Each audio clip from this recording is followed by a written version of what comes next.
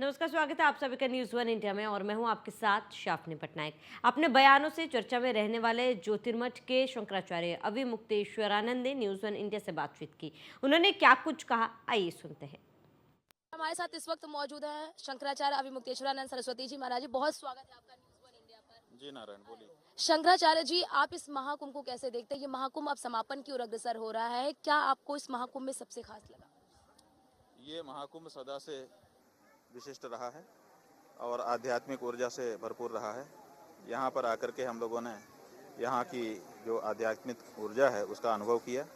गंगा यमुना की धारा में स्नान किया, संतों के दर्शन किए, यज्ञ में आहुतियाँ डाली और सत्संग किया।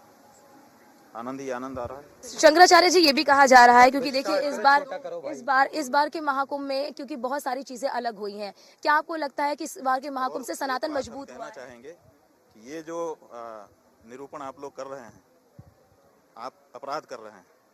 ये कहना कि पिछले कुंभ में भी भगदड़ हुई थी इसलिए इस बार भी जायज है, ये बिल्कुल गलत बात है। पिछले कुंभ में भगदड़ हुई थी, वो लोग दोषी थे। अभी जो कुंभ में अगर भगदड़ हुई है तो ये दोषी हैं। उनके में भी हुआ था गड़बड़ी, इसलिए मेरे में भी गड़बड़ी हो गई। हम दोनों तो सही हैं, तो दोनों सही नहीं हो सकते।